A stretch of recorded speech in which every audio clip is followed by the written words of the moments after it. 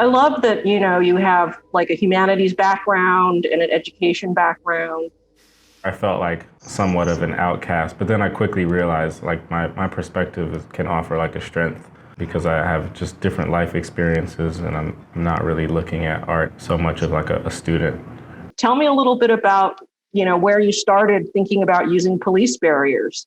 Last year, after the George Floyd murder and the subsequent protests, I started doing a lot of photography, like street photography and protest photography, just capturing like all the energy here in New York City. I created these BDSM torture devices that are used in bondage scenes.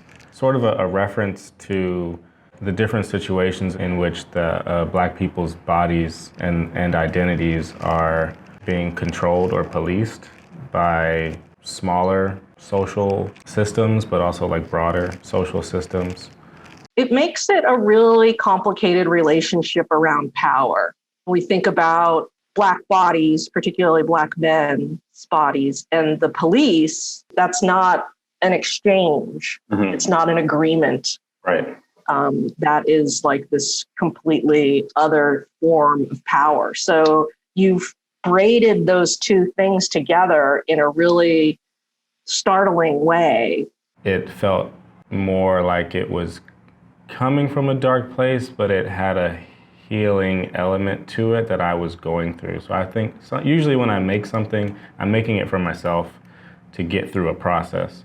Let's talk about these black and white prints. Do you want to talk a little bit about how you came to make these juxtapositions of the landscapes and how you picked the text?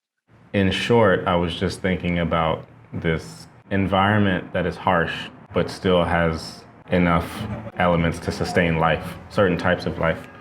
And then I was thinking about that in relationship to Blackness and the formation of Blackness, how I think of Blackness as a Black person.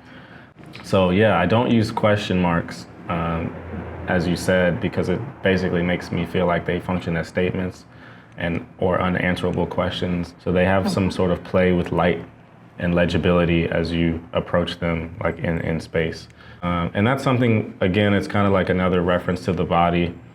It forces anyone viewing it and myself to realize their position in relationship to what they're looking at. And I think that's important because I think you can't really understand anything unless you realize and recognize your own perspective, like where you're coming from.